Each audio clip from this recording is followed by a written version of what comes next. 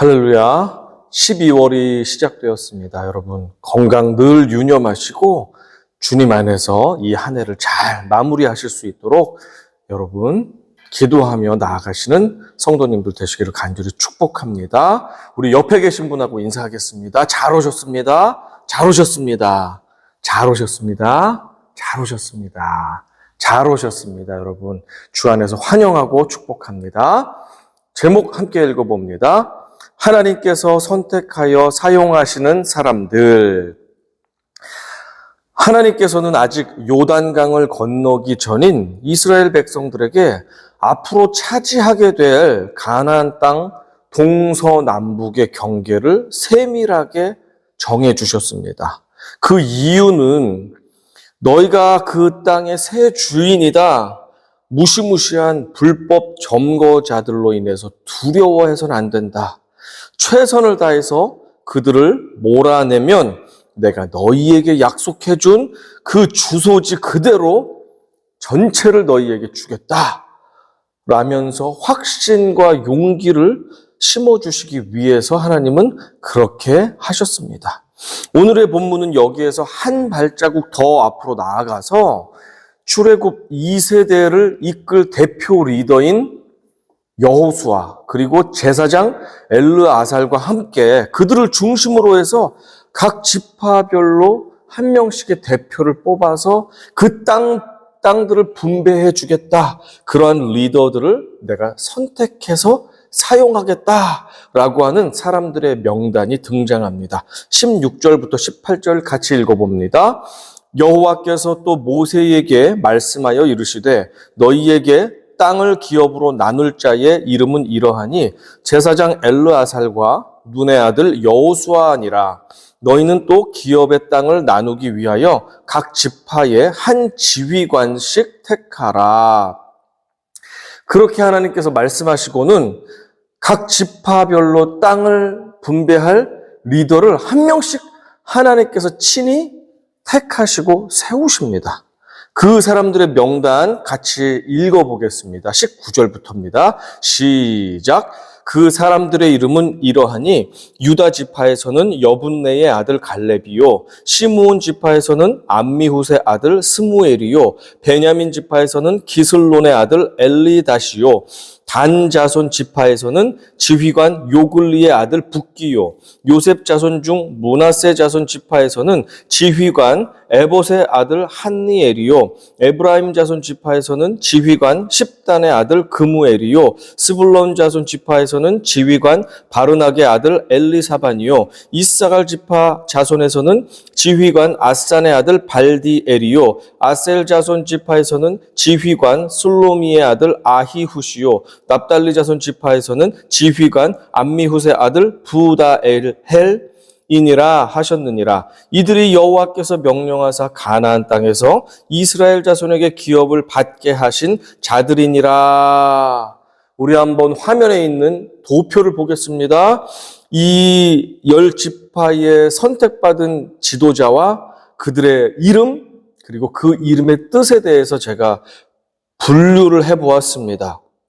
자, 갈렙은 유다 지파 갈렙은 개, 침략자란 뜻이고, 스무엘은 하나님께서 들으심, 엘리닷은 하나님께서 사랑하심, 붓기는 하나님께 인정받은 자, 한니엘은 하나님의 은혜, 그무엘은 하나님께서 기르신 자, 엘리사밧은 하나님께서 보호하는 자, 발디엘은 하나님은 나의 구원, 아히훗은 존귀한 형제, 부다헬은 하나님께서 구원하심.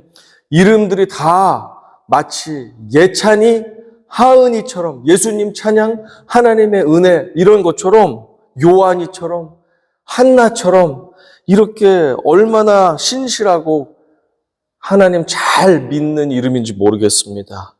이들 이름 중에 V자로 체크한 사람들의 이름은 무엇이냐면 지휘관, 아버지가 그 지파의 지휘관, 그 지휘관의 아들들을 그렇게 체크했습니다.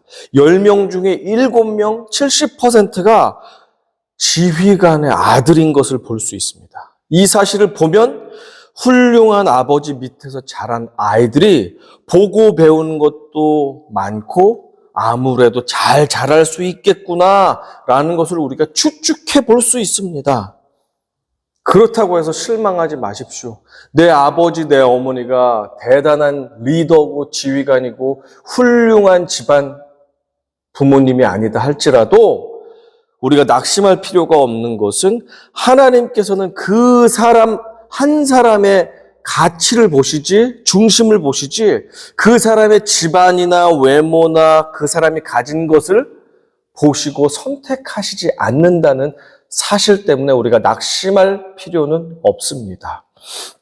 갈렙의 예를 들어보면 이 사실을 분명히 알 수 있습니다. 하나님께서는 집안이나 외모나 그 사람이 가지고 있는 어떤 자질, 이력 때문에 사람을 선택하지 않는다는 것을 갈렙의 예를 통해서도 우리는 분명히 알 수가 있습니다. 19절에 언급된 유다 지파의 대표 여분네의 아들 갈렙은 원래 정통 히브리인이 아니었습니다. 민수기 32장에 보면 갈렙을 그나스 사람으로 소개하고 있는데요. 창세기 36장에서도 그 사실이 나와 있습니다. 제가 읽어드리겠습니다. 그나스 족장, 대만 족장, 밉살 족장, 막디엘 족장, 이람 족장이라 이들은 그 구역과 거처를 따른 에돔 족장들이며 에돔 족속의 조상은 에서더라. 아브라함의 아들 이삭, 이삭의 아들이 에서와 야곱인데 이 에서의 후손 중에 하나가 그나스 족속들이었습니다. 그나스인이었던 이 갈렙은 에돔 출신 이방인이었습니다. 자, 출애굽기 12장에서도 어떻게 말하는지 볼까요? 이스라엘 자손이 람셋을 떠나서 숫곳에 이르니 유아 외에 보행하는 장정이 60만 가량이요 수많은 잡족과 양과 소와 심이 많은 가축이 그들과 함께 하였으며 갈렙은 이스라엘 백성들이 애굽 땅을 떠나는 출애굽할 당시 따라 나섰던 여러 외국인들, 이방인들, 그들을 잡족이라고 표현하고 있는데 여러 잡족 중에 한 사람이었습니다. 그는 이방인이었습니다. 에일리언이었습니다.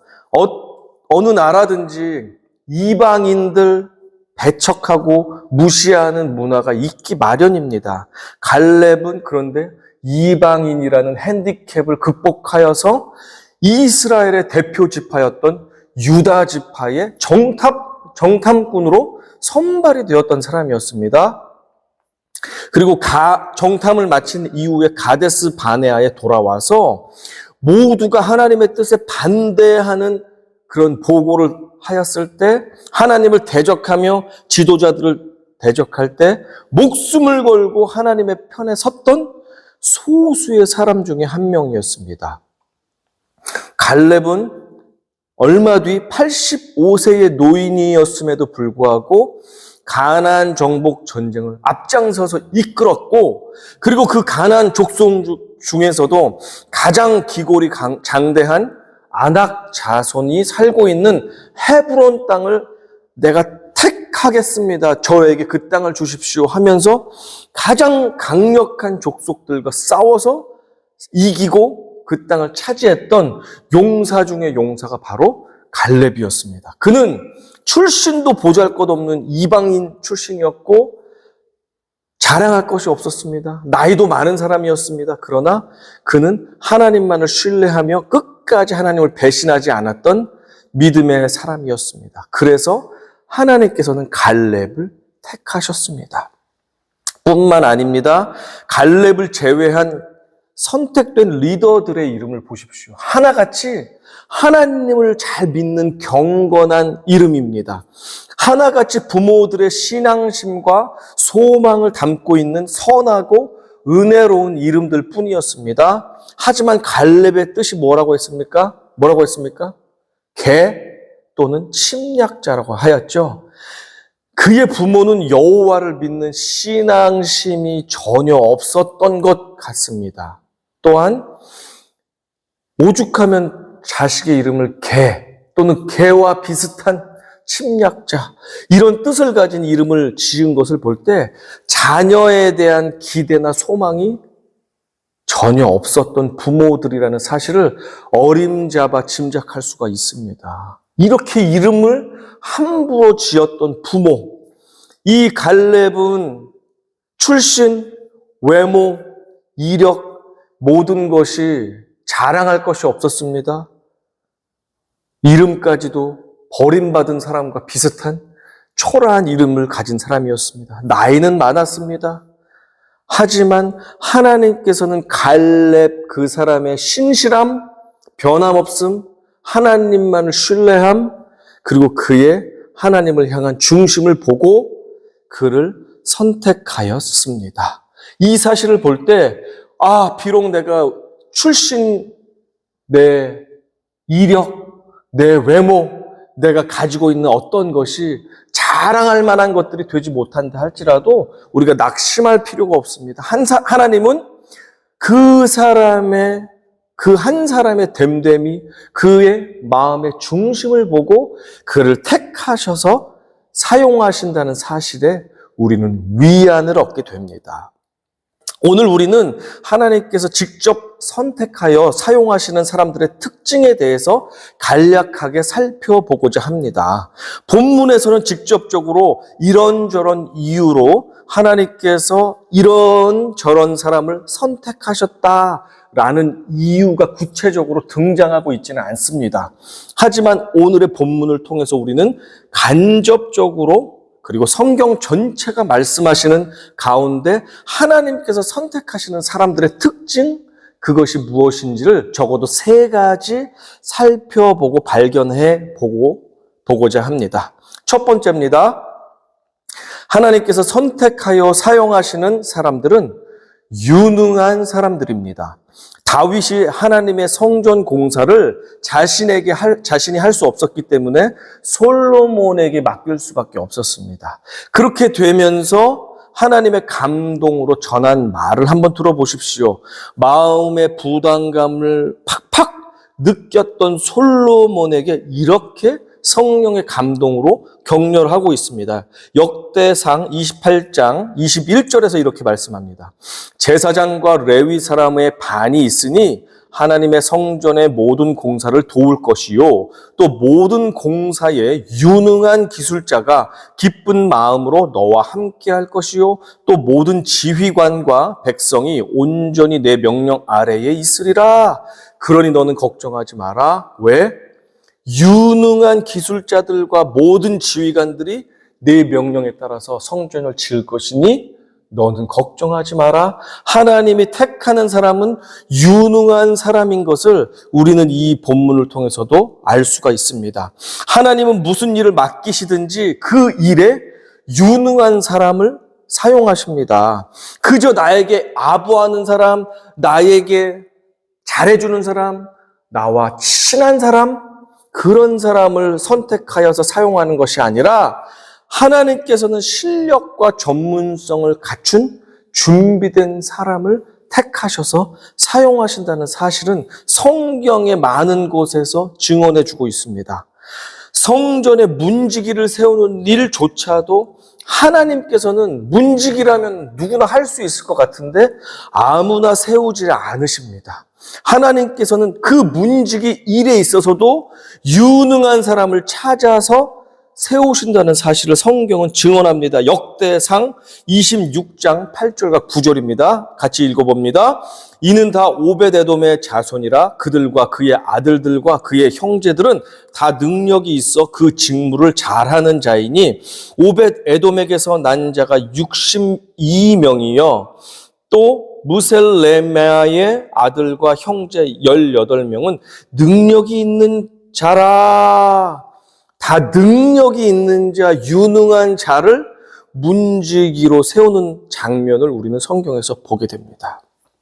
그뿐입니까? 전쟁터에 나간 형들에게 도시락을 전해주러 갔던 다윗이 하나님의 거룩한 분노를 가지고 어떻게 하다 보니까 골리앗과 싸우게 되었습니다. 모든 이스라엘 용사들이 두려워서 벌벌 떠는데 소년 다윗이 골리앗과 싸우게 되었습니다. 그 모습을 보던 사울 왕이 아우, 저 소년이 골리앗과 싸우다가는 죽임당할 뿐 아니고 이스라엘이 망신당하겠다. 아유, 말려야 되겠다 하면서 다윗을 말리고 있습니다. 그때 다윗이 사울 왕에게 자신이 준비되고 유능한 용사라는 것을 진술하는 장면이 있습니다. 사무엘상 17장에 있는데 같이 읽어봅니다. 시작. 다윗이 사울에게 말하되 주의 종이 아버지의 양을 지킬 때에 사자나 곰이 와서 양떼에서 새끼를 물어가면 내가 따라가서 그것을 치고 그 입에서 새끼를 건져내었고 그것이 일어나 나를 해치고자 하면 내가 그 수염을 잡고 그것을 쳐 죽였나이다. 자, 이것을 보시면 다윗이 외모는 어린아이 같고 연약해 보이지만 다윗이 수많은 맹수들과 싸우고 육탄전까지 하면서 수염을 잡아떼면서 두들겨 패면서 그렇게 목숨 걸고 양떼를 지켰던 용사로 준비된 자였던 사실을 알 수가 있습니다. 다윗은 외모는 미소년이고 소년일지 모르지만 그는 이미 많은 싸움과 전투 경력을 가진 준비된 용사였던 사실을 우리는 알 수 있습니다. 인간은 그 사람의 외모, 출신, 커리어, 인맥, 친분, 학벌, 포트폴리오, 프레젠테이션을 보고 사람을 선택하지만 하나님은 그 사람의 유능함을 보고 선택하신다는 사실입니다. 그래서 잠언은 저와 여러분들에게 이렇게 조언합니다. 잠언 22장 29절입니다. 시작. 내가 자기의 일에 능숙한 사람을 보았느냐? 이러한 사람은 왕 앞에 설 것이요 천한 자 앞에 서지 아니하리라. 믿습니까, 여러분? 아멘. 우리가 스스로가 실력을 갖추십시오. 누가 보든 안 보든 최선을 다해서 나에게 맡겨진 일 가운데 능숙하게 일을 처리해 내십시오. 실력을 갖추십시오. 하나님이 반드시 때가 되면 여러분을 존귀한 자 앞에서 귀하게 사용하실 것입니다. 이 사실을 확실히 믿으십시오, 여러분. 아멘. 우리 성도님들, 특별히 젊은이들 성실하게 준비하십시오. 실력만 갖춘다면 하나님의 때에 하나님은 여러분을 들어서 반드시 사용하실 것입니다. 이 사실을 틀림없이 확신 가운데 믿으시는 복된 여러분들 되시길 바랍니다. 아멘. 둘째, 하나님께서 선택하여 사용하시는 사람들은 주님을 신뢰하는 사람들입니다. 오늘의 본문에는 출애굽 1세대 가운데 유일하게 가나안 땅 진입을 허락받은 단 2명의 사람이 등장합니다. 누굽니까? 여호수아와 갈렙. 다 아시죠? 여호수아와 갈렙만이 출애굽 1세대 중에 유일하게 가나안 땅 진입을 허락받은 사람들입니다. 이 여호수아와 갈렙 두 사람은 38년 전 가데스 바네아라는 땅에서 하나님께서 이스라엘 백성들에게 진작 가나안 땅을 주시려고 마음을 먹으셨습니다. 너희가 이제 가나안 땅을 차지해라, 들어가라 라고 명령을 하신 적이 있습니다. 그때 백성들이 두려워 떨면서 잔머리를 쓴 게 무엇이냐면 하나님, 지금 들어가는 것보다 각 지파의 정탐꾼들을 뽑아서 정탐꾼들이 잘 조사를 한 다음에 이 땅에는 농사를 짓고 이 땅에는 양대를 키우고 이 땅에는 집을 짓고 이 땅에는 무엇을 하고 성전을 짓고 하면서 조사를 한 다음에 들어가면 더 효과적이고 시간도 절약하고 좋을 것 같습니다 라고 하는 잔꾀를 냈습니다. 왜냐하면 그 땅의 거민들이 무서워서 공격할 용기가 나지 않았기 때문입니다. 하나님은 그들의 말을 들으시고 좋다고 허락해 주셨습니다. 그러면 정탐꾼들을 세워서 조사를 한 다음에 그리고 나서 들어가라. 40일 동안 정탐을 하고 사람들이 돌아왔습니다. 10명의 정탐꾼은 하나님의 약속과 정반대되는 하나님의 축복을 받지도 않을 뿐더러 그 땅을 죽음의 땅으로 조롱하면서 하나님을 대적하는 보고를 하였습니다. 그러나 단 2명 갈렙과 여호수아만이 하나님의 약속을 신뢰하여서 비록 그 땅은 거인들이 살고 있는 땅이지만 우리의 밥이다, 우리의 것이다, 하나님이 약속하셨으니 우리 것이 될 것이니 우리는 소망을 가지고 들어가자라고 진실된 보고를 하였습니다.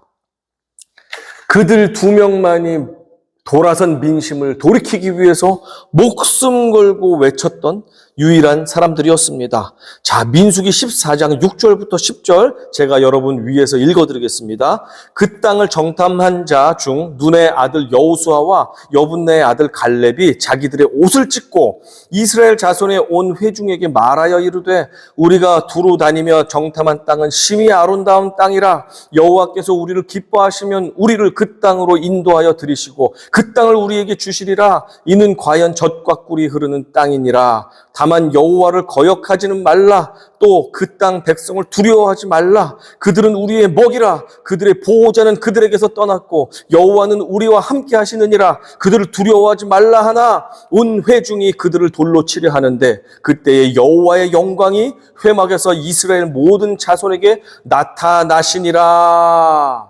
아멘. 아멘. 아멘이죠. 모두가 아니야. 하나님이 주시는 거 다 필요 없어. 우리는 죽을 거야. 망할 거야. 하나님도 필요 없어. 다 필요 없어. 우리 이집트로 돌아가야 돼. 너희들 말리지 마. 다 죽여버릴 거야. 이런 불신앙과 하나님을 신뢰하지 못하는 사람들 가운데 눈이 돌아가서 막 흥분한 사람들 앞에서 옷을 찢으며 마음을 찢으며 탄원을 하면서 그들을 만류하는 사람이 갈렙과 여호수아였습니다. 하나님은 그러한 사람을 택하여 쓰시지 무조건 너는 지휘자의 아들이구나, 지휘관의 아들이구나, 너는 집안이 좋구나, 너는 이렇게 학력과 스펙이 좋구나, 이렇게 경험이 풍부하구나, 이렇게 좋은 결과물들을 냈구나 하면서 그가 가진 것을 보고 하나님은 그 사람을 선택하지 않는다는 사실입니다. 그가 유능하냐, 그가 주님을 얼마나 신뢰하느냐를 하나님은 보시고 그 사람을 선택하신다는 사실을 여러분은 기억하셔야 합니다.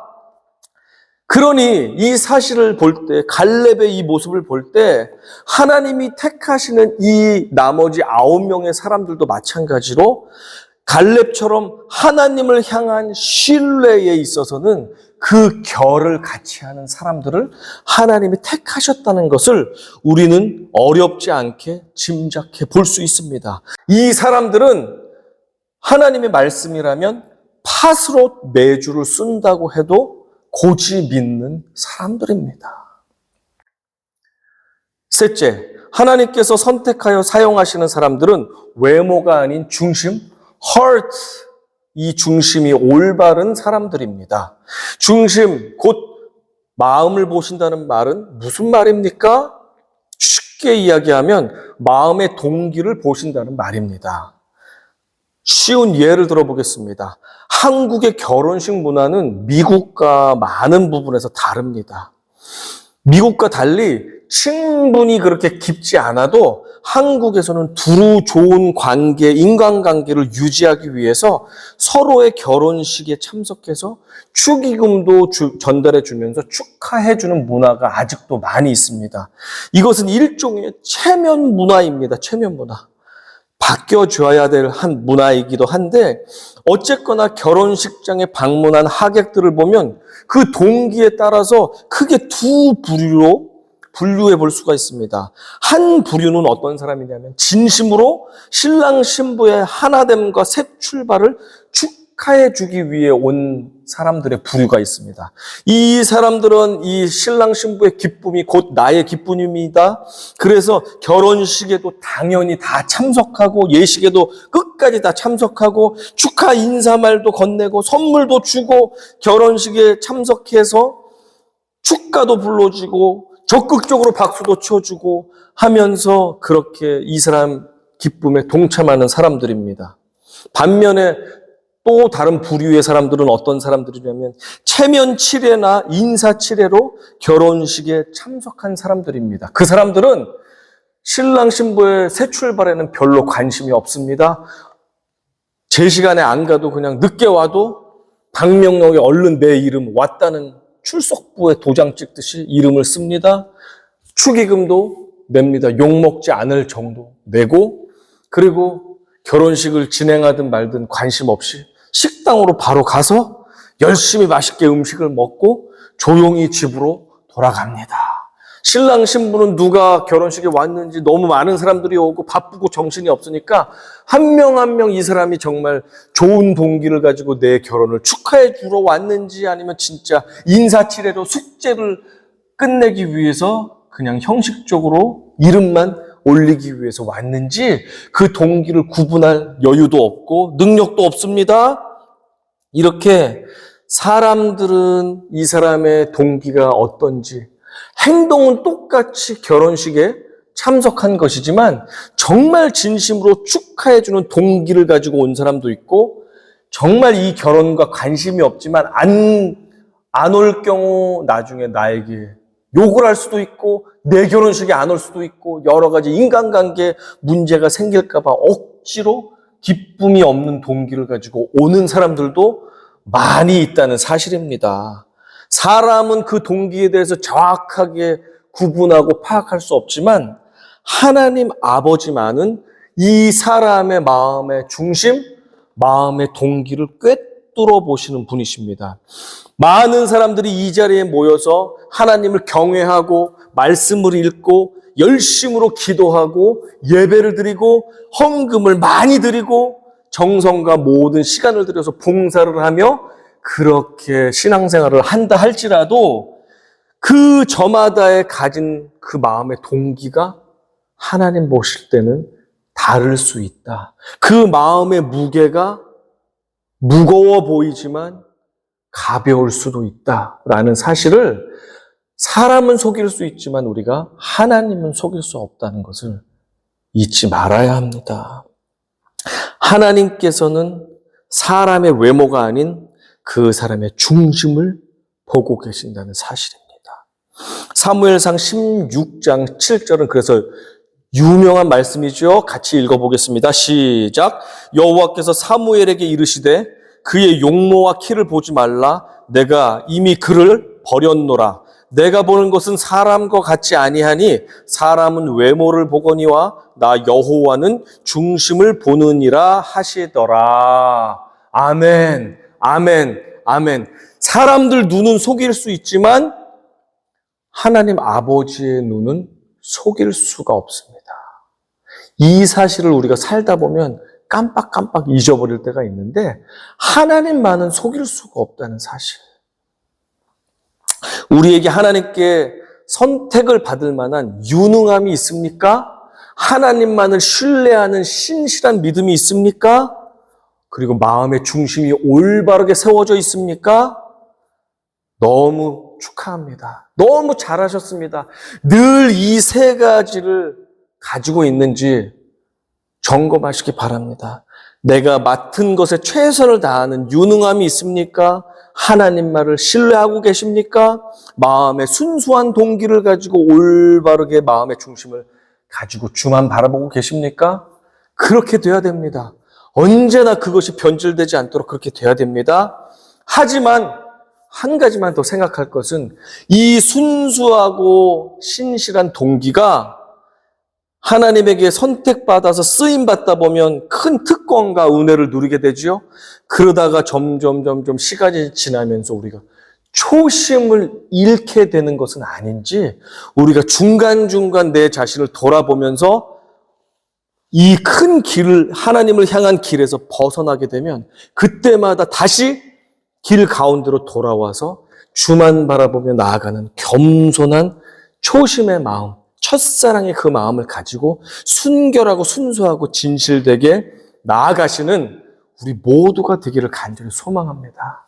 처음은 바르게 시작했지만 결국에는 목적지가 아닌 다른 곳에 가 있다면 그때 하나님이 난 널 모르는 사람이야 라고 한다면 얼마나 비참하고 얼마나 주님의 일을 하면서 살았는데 하나님께 나중에 외면 당한다면 얼마나 비참하고 고통스럽습니까? 그러지 않도록 우리가 계속해서 순수하게 하나님만을 바라보며 나아갈 수 있는 초심을 잃지 않는, 잃어버리지 않는 복된 성도님들이 되시기를 간절히 축원하고 축복합니다.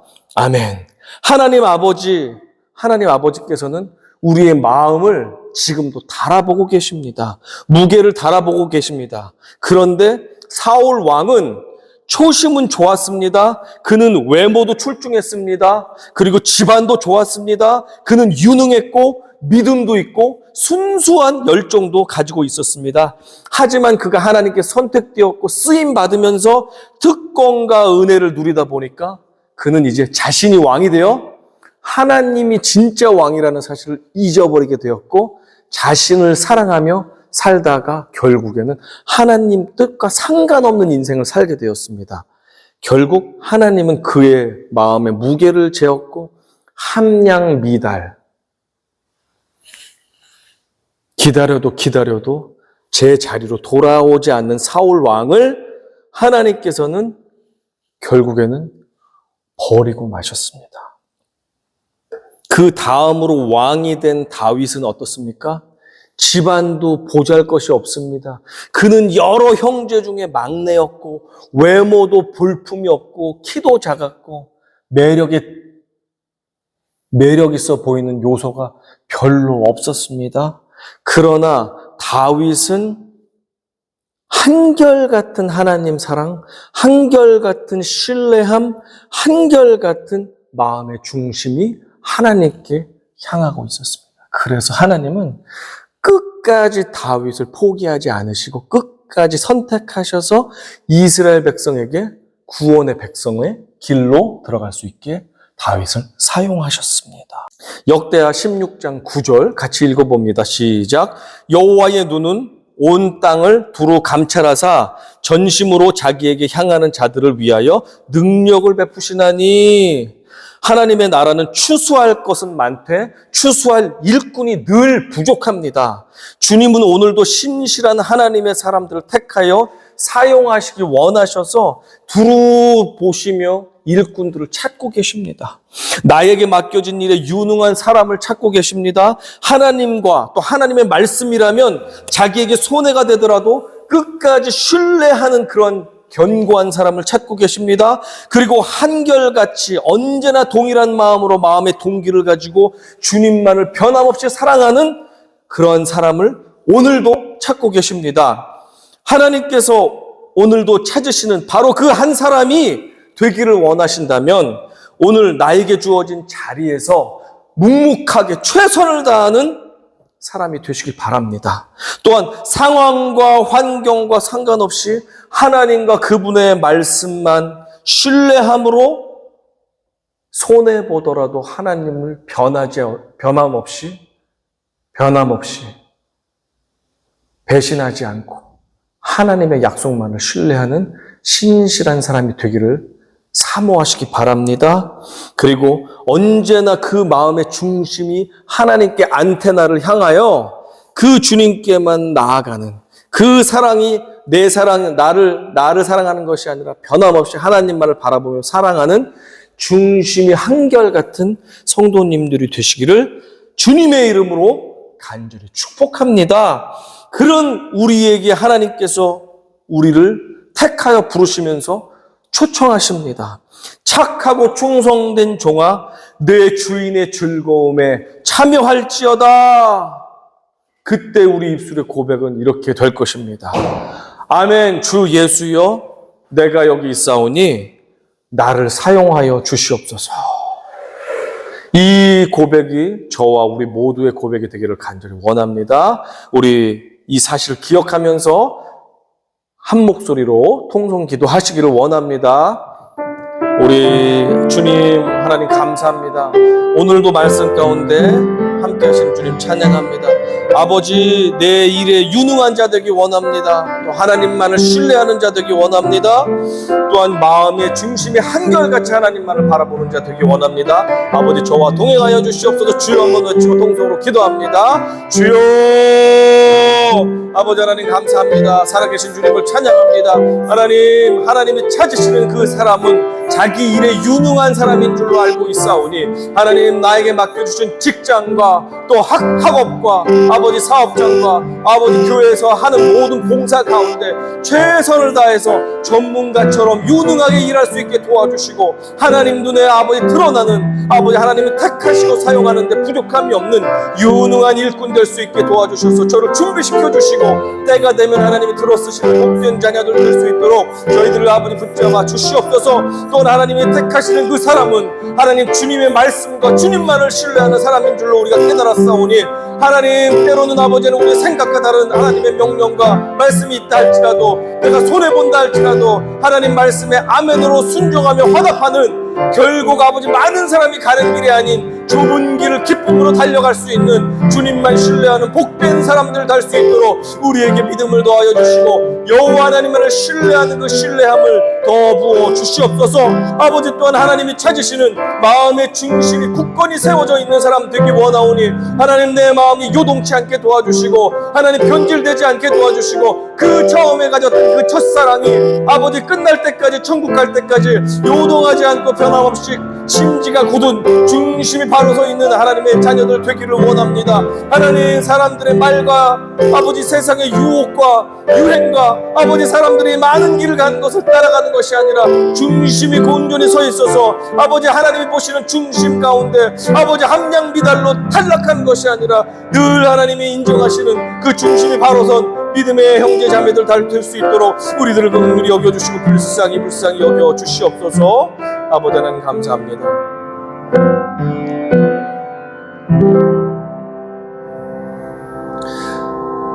아버지 하나님 감사합니다. 오늘도 말씀 가운데 우리를 깨우쳐 주시니 감사합니다. 하나님께서 선택하시고 사용하시는 사람은 자기 일에 있어서 유능한 사람이라는 사실을 깨닫게 되었습니다. 또한 하나님과 하나님의 말씀을 끝까지 신뢰하는 사람이라는 사실을 깨닫게 되었습니다. 또한 마음의 중심을 보시는 주님께서 그 마음이 한결같은 사람을 찾으신다는 사실을 깨닫게 되었습니다. 우리가 실력을 갖춘 사람 되기 원합니다. 하나님만을 신뢰하는 사람 되기 원합니다. 또한 요동하지 않는 마음의 중심이 주님께만 향해 있는 주님의 복된 성도들 되기 원하오니 우리에게 그러한 하나님이 택하시는 준비된 하나님의 일꾼 될 수 있도록 우리의 인생을 은혜 베풀어 주시고 축복하여 주시고 우리를 빚어주셔서 하나님 나라를 위해서 귀하게 쓰임받을 수 있도록 우리를 택하시고 사용하여 주시옵소서. 우리가 간구하는 많은 기도의 제목들이 있습니다. 아버지 공부하는 학생들이 있습니다. 또 일터에 나가서 수고하고 애쓰는 직장인들과 사업하는 여러 성도님들이 있습니다. 아버지 가정주부로 수고하는 아버지 엄마들도 있고 자녀들도 있고 여러 가지 크고 작은 일들로 애쓰고 수고하는 우리 성도님들을 축복하여 주시고 그들에게 기름 부어 주셔서 그들이 세상에서 유능하게 하여 주시고 그들이 늘 하나님만을 신뢰하는 자가 되게 도와주시고 그 마음의 중심이 여호와 하나님께만 바로 서 있는 하나님이 귀하게 택하시고 사용하는 복된 자녀들로 축복하시고 우리들을 사용하여 주시옵소서. 모든 간구의 제목도 다 들어 응답하여 주실 하나님만을 찬양하며 예수님의 이름으로 기도드렸사옵나이다. 아멘.